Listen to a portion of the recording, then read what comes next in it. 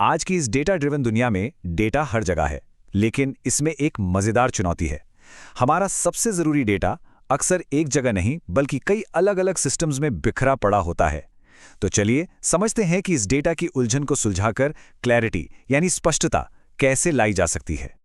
जरा सोचिए, अक्सर होता क्या है, सेल्स का डेटा कहीं और, एचआर की जानकारी किसी दूसरी जगह और शिपमेंट के रिकॉर्ड्स वो तो शायद किसी तीसरे ही सिस्टम में बंद हो। अब जब डेटा इस तरह से अलग अलग टुकड़ों में होता है तो पूरी तस्वीर देख पाना लगभग नामुमकिन सा हो जाता है ना। इस चुनौती को और करीब से समझने के लिए चलिए एक काल्पनिक कंपनी टेलविंड ट्रेडर्स की दुनिया में चलते हैं और देखते हैं कि वहां एक डेटा एनालिस्ट को रोज इन मुश्किलों का सामना कैसे करना पड़ता है।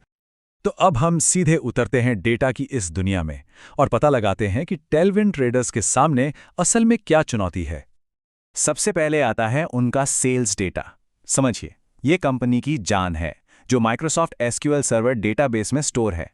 यहीं पर हर एक बिक्री का रिकॉर्ड रखा जाता है, किस ग्राहक ने क्या खरीदा, कब खरीदा और उस डील के पीछे कौन सा सेल्स पर्सन था, सब कुछ यहीं है। लेकिन यहीं से पहली मुश्किल शुरू होती है। जो कर्मचारी ये सेल्स कर रहे हैं, उनकी जानकारी जैसे उनकी ज्वाइनिंग डेट या उनका टाइटल क्या है, वो इस सेल्स डेटाबेस में है ही नहीं। वो सारी की सारी जानकारी एचआर डिपार्टमेंट की अलग-अलग एक्सेल फाइलों में बिखरी पड़ी है। अब सोचिए, सेल्स परफॉर्मेंस को कर्मचारी के करियर से कैसे जोड़ा जाए। और बात यही खत्म नहीं होती। कंपनी के नए वेयरहाउस ऐप का शिपमेंट डेटा एक बिल्कुल ही अलग सिस्टम कॉस्मोस डीबी में रखा है। ये डेटा जेसन फॉर्मेट में है, जो ट्रेडिशनल डेटाबेस से एकदम अलग होता है। तो अब हमारे पास एक और तरह का डेटा आ गया, एक और पहेली। यहाँ तक कि भविष्य के लिए जो वित्तीय अनुमान हैं, जो फाइनेंशियल प्रोजेक्शंस हैं, वो भी एक चौथी जगह माइक्रोसॉफ्ट अज्योर एनालिसिस सर्विसेज में रखे गए हैं। इसका मतलब अतीत का डेटा, वर्तमान का डेटा और भविष्य का डेटा सब अलग अलग कोनों में बिखरा हुआ है। तो इस पूरी पहेली को देखिए, एक तरफ एसक्यूएल सर्वर का सेल्स डेटा, दूसरी तरफ एक्सेल की एचआर फाइल्स, फिर कॉस्मोस डीबी का वेयरहाउस डेटा और एनालिसिस सर्विसेज के अनुमान। इन सभी टुकड़ों को एक साथ जोड़ना है, हर सोर्स से डेटा खींचना और उसे ऐसा बनाना कि सब एक साथ काम कर सकें। यही असली चुनौती है। तो इस बड़ी समस्या का समाधान क्या है? अब हम बात करेंगे उस हीरो की जो इस उलझन को सुलझाता है। तो चलिए मिलते हैं पावर क्वेरी से, जो असल में एक यूनिवर्सल ट्रांसलेटर की तरह काम करता है। तो आखिर ये पावर क्वेरी है क्या चीज? इसे एक डेटा कनेक्शन टेक्नोलॉजी समझिए।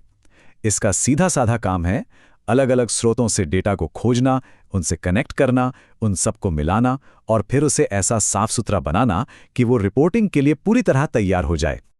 इसे समझने का सबसे अच्छा तरीका है एक यूनिवर्सल ट्रांसलेटर की तरह।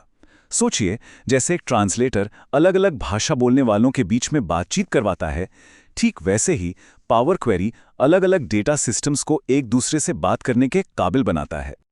और एक दिलचस्प बात यह है कि यह पावरफुल टूल सिर्फ पावर बीआई तक ही सीमित नहीं है। ये माइक्रोसॉफ्ट एक्सेल में भी मौजूद है, जहां ये डेटा को बदलने और उसका विश्लेषण करने का वही शानदार काम करता है।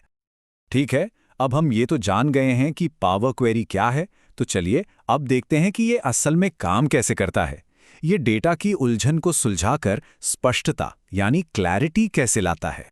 इसकी पूरी प्रक्रिया को 3 आसान स्टेप्स में समझा जा सकता है। पहला, एक्सट्रैक्ट यानी सभी अलग अलग स्रोतों से डेटा को निकालना। दूसरा, क्लीन और ऑर्गेनाइज मतलब उसे साफ और व्यवस्थित करना। और तीसरा, कंबाइन और रीशेप यानी उसे मिलाकर ऐसा आकार देना कि वो विश्लेषण के लिए तैयार हो। अच्छा, डेटा को साफ और व्यवस्थित करने का आखिर मतलब क्या है? इसका मतलब है कि कॉलम्स को सही नाम देना, कहीं कोई गलत वैल्यू है तो उसे ठीक करना, एरर्स को हटाना और अलग अलग स्रोतों से मिले नतीजों को एक साथ जोड़ना। ये सब करने से डेटा विश्लेषण के लिए एकदम मजबूत और भरोसेमंद बन जाता है। तो इस सारी मेहनत के बाद जब डेटा पूरी तरह से एक हो जाता है, तब क्या होता है?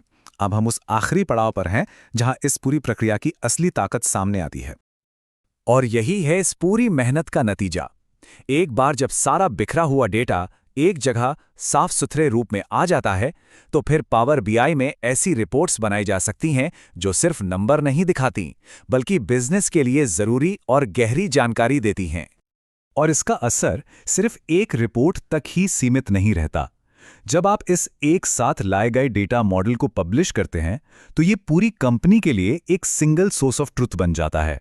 यानी अब संगठन में हर कोई उसी भरोसेमंद डेटा का इस्तेमाल करके अपनी रिपोर्ट्स बना सकता है।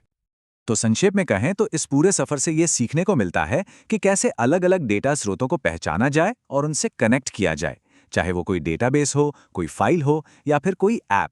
और सबसे जरूरी ये सीखने को मिलता है कि डेटा लाते समय आने वाली गलतियों को कैसे ठीक किया जाए ताकि हमारी इनसाइट्स एकदम सटीक हों। तो आखिर में बस एक सवाल पर विचार करते हैं।